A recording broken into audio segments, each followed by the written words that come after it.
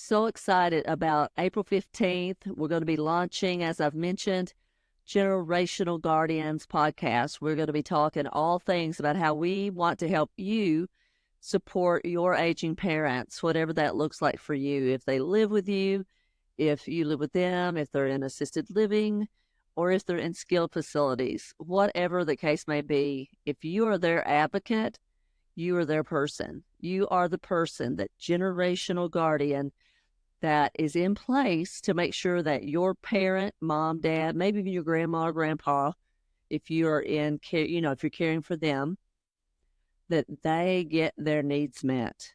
But not just get their needs met, but that they're cared for kindly, lovingly, empathetically, and with dignity. It's super important. And there are things that I went through with both of my parents. They both had different situations, but similar in many ways. Struggled with both of them. It was really a sad journey with my dad after he broke his hip, and I'll share some things about that we did that I felt were positive and moved us in the right direction, things that didn't work, and just the fact of being caught on your heels. You do not want to be caught on your heels in the middle of a crisis without having things in place to help you prepare at some level for the crisis. Conversations. We're going to talk about those tough conversations in the first podcast that I'm going to share with you guys. We're going to talk about why it's important to have those tough conversations first. Sooner the better. And you definitely want to make sure that when you have those conversations that your parent and or parents are cognitively fit. Every marble is in the bag and they are able to tell you, yes, I want you to do A, B, C, and D. I do not want X, Y, and Z. And in the end, so my granny would always say, if your nose itches, someone's going to come see you with a hole in their pants. Don't ask me why, but that's what she always said. So maybe I'm going to have some company that's going to be holy company. But we want to have a good time. We want it not to be a heavy, because when you think about being a caregiver, a lot of times I think people immediately go to the dark side, because it is hard. It is tough. It's not for the faint of heart at all. Trust me, I know that. But we want to have a good time. We want it to be interactive. We want it to be educational. We want it to be fun, if you will, because we love our folks. We love our parents, our grandparents. We want to make sure that things are in place and that we are helping them be as proactive as possible. So the younger that your folks, your parents are, then you need to be focusing on, hey, here's some things, mom, dad, we need to be doing. Science, research shows, and just evidence-based that if you eat quite a bit more protein, that helps you to build muscle. And if you have more muscle and you lift weights and you build some bone density and more strength, if you were to fall, the odds of you breaking a bone go down. So we're helping our longevity overall, but you're also protecting yourself. We want to be strong. We do not want to be weak. And we have that within our power. So the sooner you can start that conversation with your parents, and as I've mentioned before, if you have a parent 36 and older, then you have an aging parent and you want to be having these conversations. I know when I was in my 20s, I didn't think about having those conversations with my parents. And I had older parents to begin with. When I graduated high school, my parents were in their mid-50s. So I had older parents. So an only child to Howard and Euphema. And I loved my mom and daddy very much. And we went through a lot together at the last couple of years of both of their lives, especially the last 9 months of each. And, I'll share some of that. I just haven't been in a place to be able to do that since my mom passed away. I just haven't been had the head space to do that. And I wanted to, now that I kind of am where I can talk about it without either getting mad or crying my eyes out, then I think I'm in a place where I can actually share and maybe help somebody else to do some of the things we did that worked again and some of the things that didn't, and give you some resources that I didn't know were available to us until it was too late with my mom, unfortunately. So I want you guys to be as equipped as possible through using these podcasts in the future that we're going to be starting on Monday, April 15th at noon Mountain Standard Time. And every Monday, we're going to be launching or putting out a podcast, and it's going to be all things about supporting our aging parents. And I want to bring people on that can lend credibility to the increasing protein, doing weights, talk about that. I want to have people come on that talk about sleep. Why is sleep important for all of us, but especially as we age? If you don't get enough sleep, then everything is off kilter. And I can tell you, when my dad broke his hip and we went to acute care, then to rehab. At rehab, they dropped him, gave him a medication. I asked them not to give him. I didn't just ask. I watched them write it in big letters where you put the orders in. Do not give this medication. They gave him 2 doses that night and dropped him. So he didn't benefit from rehab because he was a nutty as a fruitcake after that. And it took us about 6 to 8 weeks to get over that, to recover from that. And that included going to a gerontologist. And, I'll talk about all of that. But I say that to say I'm very active in my parents' well-being, very involved. That's probably putting it mildly, if you were to ask someone that knows me. Very involved in their care, very much an advocate, always available, no matter what it was. And let me tell you, things still happen. Some things just are not in our control sometimes, unfortunately, and things happen.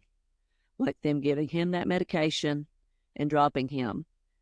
They just set him back. They set him back weeks. And I really do blame that moment largely on why he was never able to get over the hump. I really do blame that moment. So I just want to share things, real life experiences. I want to have other people on. We're going to talk about sleep. He wasn't sleeping. He was, made him nuttier than a fruitcake. Wandering at night, couldn't walk very well because he didn't benefit from the therapy. But that sleep piece, it just really impacted him even more so and made him look like he had dementia and all the things. But in reality, he didn't. When we did finally get to the gerontologist, I can't recall the medication, but he gave him a couple of different medications and said, hey, come back in, I think it was a month. Daddy got his marbles back in the bag. I mean, I was like, just hallelujah. Mom and I were just astounded, and the doctor was shocked. He was totally flabbergasted. He said, Mr. Greenway, I would have never, ever thought you would get back cognitively where you are today.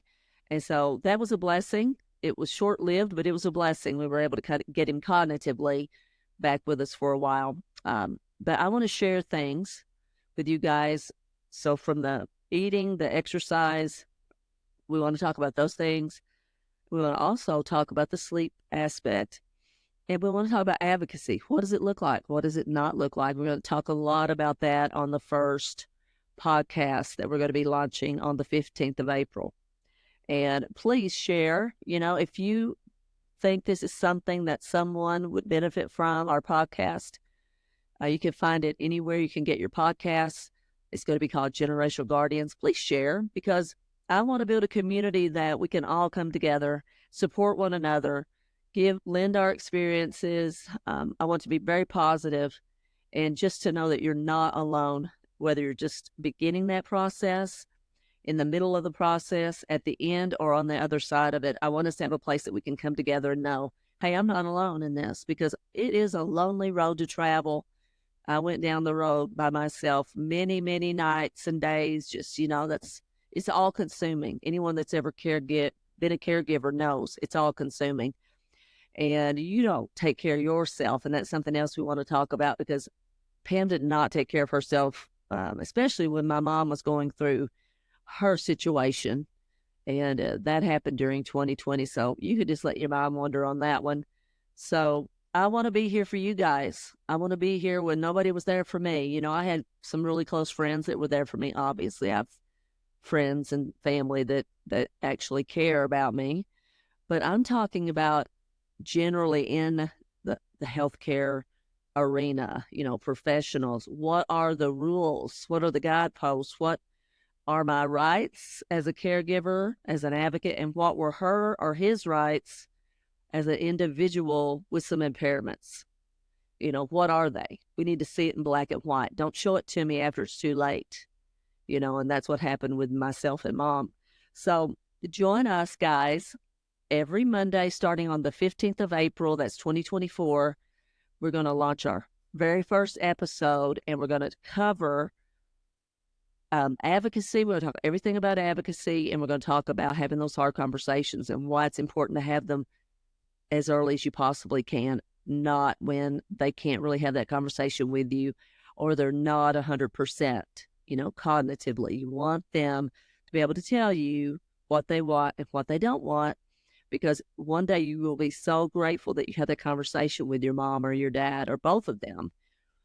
In fact, we're going to talk things about, legalities too, like what should you have in place in terms of paperwork, having an attorney, how should you have things laid out so that it's as effortless as possible when you find yourself in the middle of a crisis, because anyone that's ever been in a crisis knows it's like being caught up in a tornado.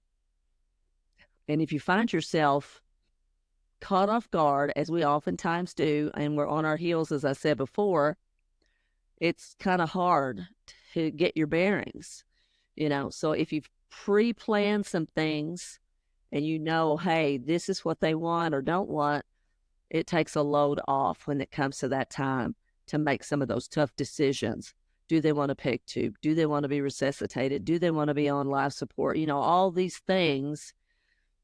Where do they want to go if they go into acute care and things don't go well? What does that look like? You have to look at finances and all the things that in a moment when you're suddenly thrust into a situation, it's hard to think clearly. So try to do the thinking clearly piece on those black and white things, or those things that you don't have to question when you're in the middle of it. It doesn't mean that it's going to be smooth sailing and it's going to be amazing. It just means that while the wind is blowing and all the turbulence and you're just being shaken from here, there, and yonder, these basic things that they want and the things that they don't want. And I think that is a blessing for you and for them, and I just think that is so, so important. I can't emphasize that enough. So guys, I just wanted to drop this video, kind of give you a heads up what's coming Monday, April 15th. It will be our first podcast. Please join us, share, and comment, ask questions. If there's something a topic that you want discuss, let me know. If I don't know the answer, I will do my best to find that answer for you. As I said, I want it to be a community where we can come together back and forth and grow together over the months ahead. So guys, have a great rest of your day, and we'll see you on the 15th.